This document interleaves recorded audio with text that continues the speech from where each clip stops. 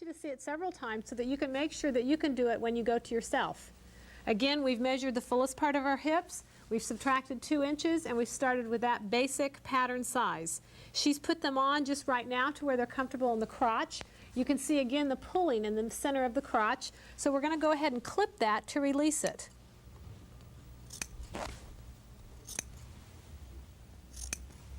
Make sure that you clip all the way through because it will make a real fit difference. Okay, you can see already the way that releases it. Be sure you do the back as well.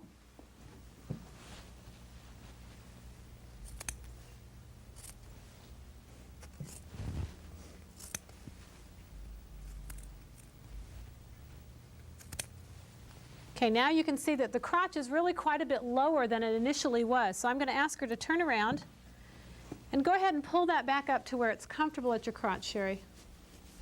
Just so where it's comfortable right here. Is that okay? Yes. Okay, once you've got the crotch depth correct, then you're going to come over to the side and you'll pin the sides again just to make sure the circumference is correct.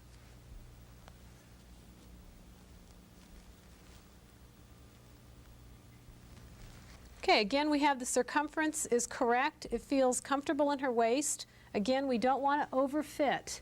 When a lot of times when women are being fit, they have a tendency to suck their gut in or hold their stomach in. Try to relax. Try not to do that so that the pant will not be too tight. You want it to just be comfortable. So relax and go ahead and just pin the circumference. You'll want to have a little bit of ease. You won't want to eliminate all of the ease because we certainly want these pants to be comfortable on us. Again, I notice a little bit of fullness right through here. Now this could be the pants pattern itself that I started with. It could be that it is just got a little bit of fullness designed in the front here. However, regardless, even if it does, you can just go ahead and pin this out, just like we did in the other example, to remove that fullness all the way down. You see that looks much better across the front of her rather than having that fullness. So we'll just go ahead and take that out with the pins.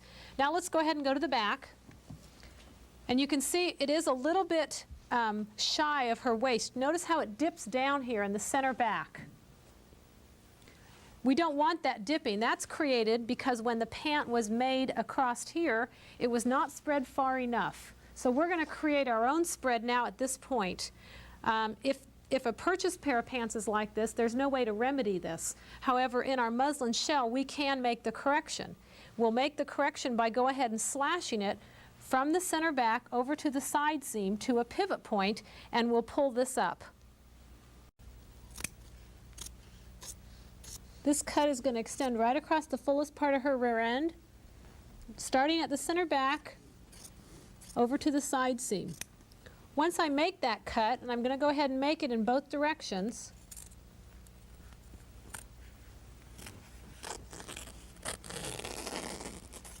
you can see now that I can pull this up to where it should be. Then I'm going to go ahead and take my muslin strip and just insert it in. This will give her rear end enough movement, not only walking, but especially sitting when she goes to a sitting position.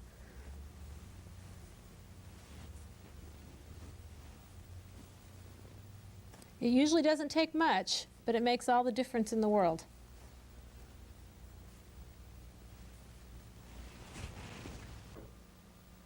Notice the pinning across here now. The best reason to put pins very securely is so that after you take the pant off, you'll want to baste or zigzag this little patch in. That patch becomes a permanent part of the pant. She needs that pant to get her fit correct.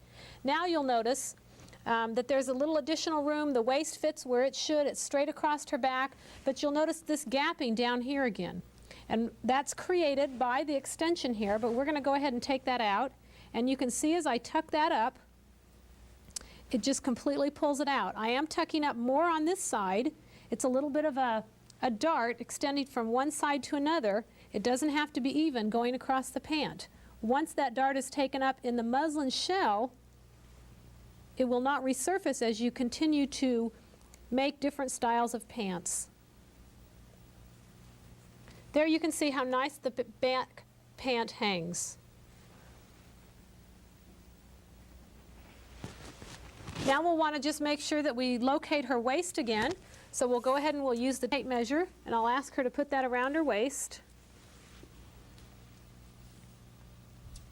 And I'll mark just below the tape measure all the way around, again making sure the waist is in the right place so that every time she puts the pants on, they'll fit the same way.